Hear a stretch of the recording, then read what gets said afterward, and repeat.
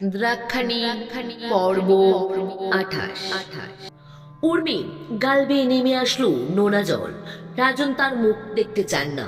এত বৈরিতা কেন এ হলো সেটা জানার অধিকারও নেই উর্মি। জন্মেজয় তাকেও নাকি রাজন তাড়িয়ে দিয়েছে। একদন্ত কিছু করেছে সেটা নিয়ে কোনো দ্বিধা নেই উর্মি। এদিন আসতে পারে সেটা উর্মির মনেও এসেছিল। তাই গুরুদেবকে সে জানিয়েছে নিজের ত্রিনয়নের কথা, গুপ্তকক্ষে ওই পুঁথির কথা, বা দেবী দ্রাক্ষাণীর কুকি সেজে উর্মিকে পথ দেখাবার কথা। আবার দেবীর মূর্তির ভিতরে খুকের দিব্যজ্যোতি হয়ে বিলীন হয়ে যাওয়ার কথাও। গুরুদেব হাত জোর করে দেবীর উদ্দেশ্যে প্রণাম করে জানিয়ে বলেছিলেন, আপনাকে দেখেই জেনেছি আমি আপনি আদি পরাশর শক্তির সহায়। আপনি 64 যোগিনীর এক যোগিনী রাজমহিষী। এই সাম্রাজ্যের পুরো নিয়মে অন্ত হবে আপনার আর রাজন ইন্দ্রাশিসের বিবাহ দিয়ে। আমি কাউকে কিছু বলবো না যতক্ষণ না আপনি আমাকে অনুমতি দেবেন। তবে আপনার গুরু, তাই আমি পিতা সম। আমি আপনাকে আশীর্বাদ দিচ্ছি, এই লড়াই অধর্মের ওপরে ধর্মের বিজয়ের লড়াই হবে। কাল রাত্রি হয়ে যখন দেবী নিজে আবির্ভূত হবেন তখন ভেগদারি দুর্জনের অন্ত হবে। গুরুদেব নিশ্চয়ই এটার বিহিত করবে উর্মির বিশ্বাস। ওর মা মুগ্ধাকে রাজনের আদেশে পৌঁছে দেওয়া হয়েছে তার কুটিরে। মুগ্ধার বুক ফাটা কান্না দেখে উর্মির বাবা উদ্ধব বলে, মুই কছিলু কিনান রাজার মন আর খ্যাপার মনে ফারাক নেই কো। ও হতবাগী মরণের লইয়াই জন্মেছে, মরণ হবে। আগে তুমি আর মুই যা সুখ দেখলাম বিটির সবই কুহক, মায়া রে মায়া। মুগ্ধা ভাবতে পারে না রাজনের এভাবে কি করে মন পাল্টে গেল।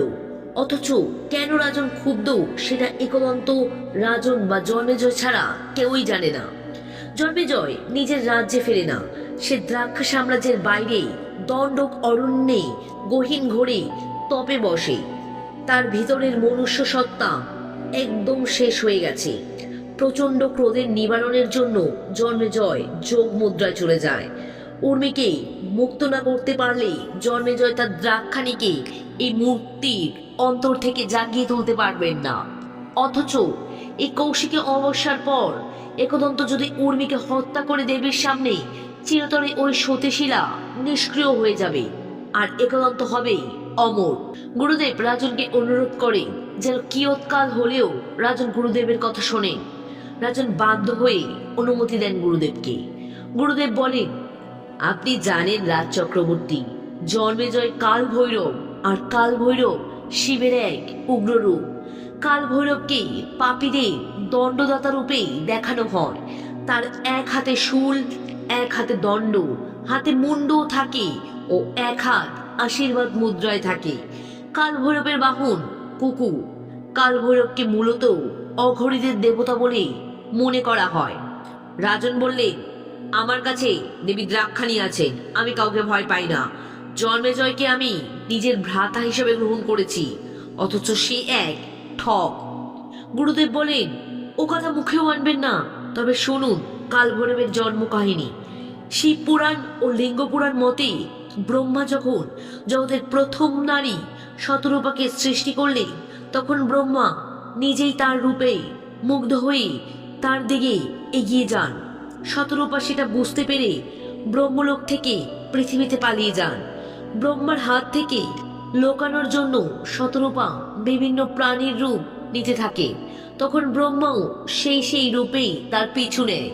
তখন সেই ব্রহ্মার এই ভাব দেখে শতরূপাকে ব্রহ্মার হাত থেকে রক্ষা করার জন্য নিজের নখ থেকে কাল ভৈরবকে সৃষ্টি করেন, এবং কাল ভৈরব ব্রহ্মার পঞ্চম মস্তক ছিন্ন করে। ব্রহ্মা 4 মাথার 4 বেদের জ্ঞান সম্পন্ন, কিন্তু ওই পঞ্চম মস্তক কামাবৃত্ত ছিল। যে মুহূর্তে কামের দমন হয় তখনই জ্ঞানের প্রকাশ ঘটে। সেই কারণে ব্রহ্মার পঞ্চম মস্তক ছিন্ন হওয়া মাত্রই ব্রহ্মা নিজের ভুল বুঝতে পেরেই ক্ষমা প্রার্থী হন। বামন পুরাণে অন্য একটি গল্প আছে।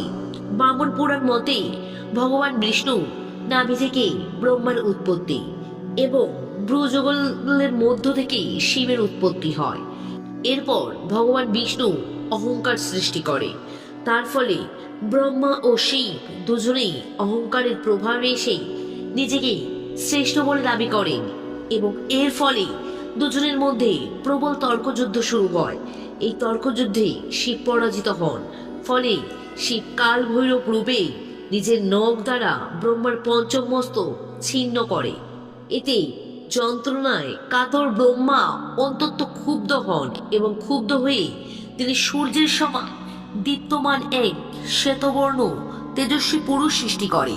সেই তেজস্বী দৈব পুরুষ চতুর্ভুজ মূর্তি ধারণ করে আর তার চার হাতে ধনুক, বাণ, তরবারি এবং ঢাল ধারণ করেছিল। সে শিবকে উদ্দেশ্য করে বলেন, ওরে অধর্মী, তুই এই মুহূর্তে কৈলাস থেকে দূর হয়ে যা। ব্রহ্মার পঞ্চম মস্তক ছিন্ন করার কারণে শিবের ওপর ব্রহ্মহত্যার পাপ লাগে এবং ব্রহ্মা তাকে অভিশাপ দেন যে ব্রহ্মার এই ছিন্ন মস্তক শিবের হাতেই লেগে থাকবে। শিব এতেই দুঃখ পেয়ে কৈলাস ত্যাগ করে চলে যান এবং ভিক্ষুক ভেসে বিচরণ করতে থাকে। আর সেই ব্রহ্মা নির্মিত তেজস্বী দৈব পুরুষ কৈলাস অধিকার করে। এইভাবে একদিন তিনি বদ্রিকাশ্রমে গিয়ে ভিক্ষা প্রার্থনা করেন। তার প্রার্থনায় নারায়ণ ভিক্ষা দেবার জন্য বাইরে আসেন। নারায়ণ বলেন, যদি আপনি ভিক্ষা চান তবে প্রথমে আপনার ত্রিশূল দ্বারা আমার আঙুলে প্রহার করুন। নারায়ণের নির্দেশেই শিব তার আঙুলে প্রহার করল। সেখান থেকে রক্তের 3টি ধারা প্রকট হয়। তার 2টি ধারা থেকে মন্দাকিনী ও শিপ্রা নামে 2 নদীর উৎপত্তি হয় এবং 3য় ধারা মহাদেবের হাতের ওপরে পড়ে। এতে শিবের হাত থেকে ব্রহ্মার মস্তক আলাদা হয়ে যায় এবং ব্রহ্মহত্যার পাপও ধুয়ে যায়। সেই জলধারা থেকেই অগ্নির সমান তেজস্বী এক শ্যামবর্ণ এবং চতুর্ভুজ এক দৈব পুরুষের জন্ম হয়। সে তার 4 হাতে ধনুক, বাণ, তরবারি ও শক্তি অস্ত্র ধারণ করেছিল। সে হাত জোড় করে নারায়ণকে প্রণাম করে বলল, আজ্ঞা দিন প্রভু।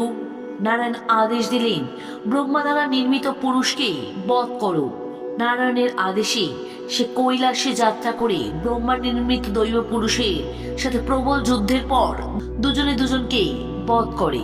এরপর ব্রহ্মা ও শিবের দুজনেই দুজনের ভুল বুঝতে পারেন এবং দুজনেই দুজনের কাছে ক্ষমা প্রার্থী হন। কাল ভৈরবের মূর্তিতে তার হাতে যে মুন্ড থাকে সেটা ব্রহ্মার মুন্ডই বলে মনে করা হয়।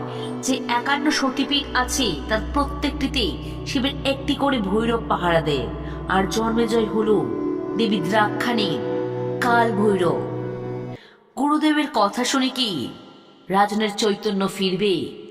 জানতে হলে শুনতে হবে পরবর্তী পর্বগুলো। যারা এখনো সাবস্ক্রাইব করেননি অবশ্যই সাবস্ক্রাইব করে দিন। গল্প পাঠ কেমন লাগলো কমেন্টে জানান। শুভরাত্রি।